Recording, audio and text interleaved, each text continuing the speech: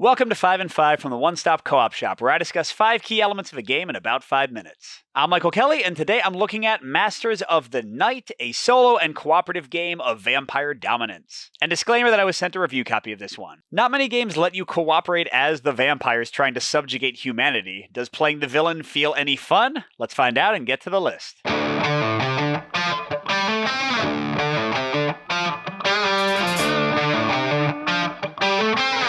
So first, for my number 5 point, I'm focusing on something pretty unique in the game, and that's the dice system for combat, and this is a bit of a mix for my taste. You roll dice at the beginning of the game, and then you mainly use them for combat when you fight the agents who are hunting you down, but you get to freely choose which die you want to use. So it's a lot of input randomness, but a lot of choice once you have that, and like some characters can take hits for the team, if they have more like blood to deal with wounds, while other people can destroy the people freely. And then there are even some districts, some locations in the game that let you use lower dice for other purposes to get them out of the pool or let you modify the dice values. The only reason this is a mix is because still, if you roll high, it's great, and if you roll low, it's terrible. So it doesn't actually get rid of the randomness, it just kind of puts a more interesting spin on it.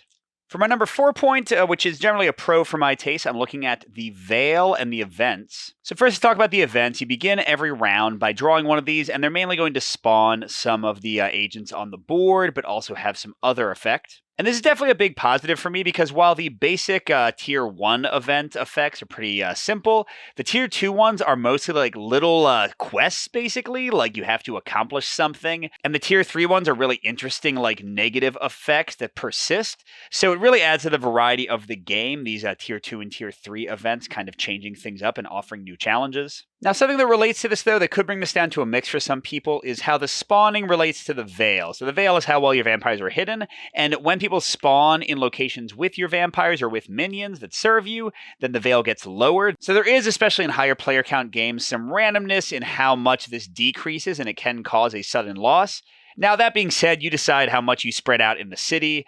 You decide how much you use actions to increase the Veil, which are pretty plentiful, the ways to do that. So I think it adds to the tactical picture and strategy of the game, but I don't think everyone is going to love this kind of back and forth of this track. My number 3 point is also generally a pro for my taste, and that's the character variety in the game. So you've got 6 of these vampire friends, each with a pair of abilities that get unlocked as the game progresses, and they do feel very different, and their abilities are very fun and powerful and cool to use. But another nice thing that I definitely think sets this apart from a lot of like pandemic and crisis management games is the kill count, because as you're defeating these agents, as you're managing the crisis, as it were, you're going to be increasing this count and unlocking new actions you can use, unlocking more abilities. It's a fun and cool leveling up addition to the basic sort of pandemic crisis management system. And then if the individual characters start to feel a bit stale, you have these relics you can get that give you ongoing powers and bonuses, which are also a lot of fun. But for my number 2 point, I'm back to a mix and a pretty important one, and this is focused on the actions you actually do on your player turn. So on a positive note, the player turns are lightning fast. You do 2 actions, and they can be as simple as like moving 2 spaces or activating a location or doing a quick little combat, picking those dice I mentioned earlier. But on the negative side, those quick micro turns of only 2 actions might feel a little too fast. They might feel a little unfulfilling, especially if like all you did was, I don't know, move 2 spaces or spent your entire turn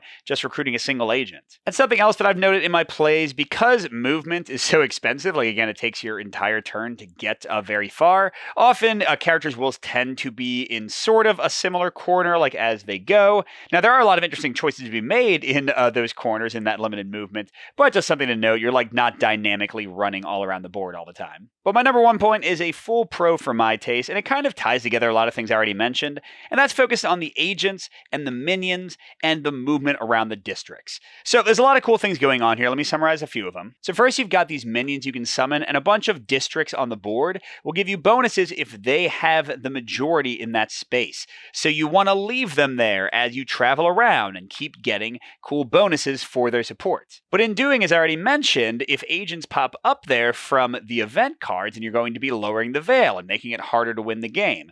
So you want to keep them with you. So you kind of have this push and pull of how much you want to spread your influence while also making yourself easier to unmask by the agents. And then the agent management itself is interesting because sometimes you want to let them kind of congregate in one place where they'll attack you. It actually saves you a ton of actions to let them come to you, except that you're weaker in the fight, so you have to prepare properly. And as I already mentioned in the character point, I love the fact that as I'm doing what I want to do in a crisis management game, like get rid of the bad things, I'm also leveling up and I'm also pursuing my objective. So it's not like a lot of these games where putting out the fires is a distraction from the main goal. Putting out the fires here, getting rid of the agents is the main goal, and finding the most efficient and clever way to do that with your powers, with the locations, with your relics, with all that stuff is consistently fun and tense, at least for me. So overall, I can recommend Masters of the Night if you like Pandemic or other crisis management games, but here with a more active kind of fighting-oriented bent, especially if you like tough choices and comboing cool character abilities together. But on the other hand, you might want to avoid this one if you don't like randomness in your games, if you don't like having to manage sort of a threat track and push it back and forth,